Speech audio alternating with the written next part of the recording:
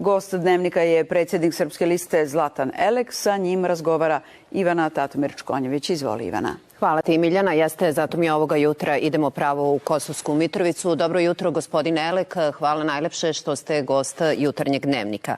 Već viđeno, naravno, u februaru ove godine, koliko je teška i pravna i politička borba iza vas koja predstavlja samo prvi korak pravo učešća na lokalnim izborima.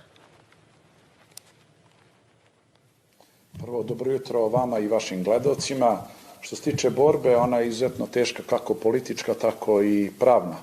Ono što naši gledalci treba da znaju jeste da politička kampanja na Kosovu još nije ni počela, a znači kandidatu za gradonačelnika Srpske liste u Zubinom Potoku bačena je eksplozivna naprava. I sve je to praćeno sistemskim pokušajima Aljbina Kurtija da uruši Srpsku listu i da spreči Srpsku listu da učestvuje na ovim izborima. S obzirom da mu to nije uspelo, mi još snažnije i hrabrije idemo u političku borbu za prava srpskog naroda.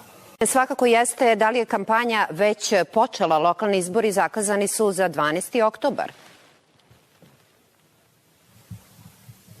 Kao što ste rekli, lokalni izbori su zakazani za 12. oktobar ove godine. Znači, izbornoj kampanji, zašto je važno da Srbi budu ujedinjeni i u ovoj utakmici u Južnoj Srpskoj pokrajini?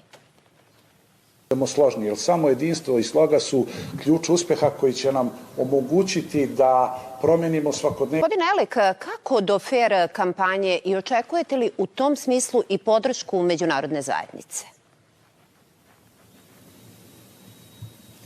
Mi pre svega očekujemo podršku svog naroda. Morate se složiti da će nas... Jeste, narod i na početku i na kraju uvek svakako odlučuje i volja naroda je presudna. A dva srpska maloletna dečaka uzrasta 15 i 16 godina juče je privela kosovska policija zbog natpisa na majicama. Kakvo obrazloženje ste čuli i kako stati na put više takvim potezima? I u narednom mesecu svakako šta se sve dešava u Južnoj Srpskoj pokrajini. Hvala vam najlepše što ste govorili za jutarnji Dnevnik RTS-a. Miljana, izvoli. Hvala vam.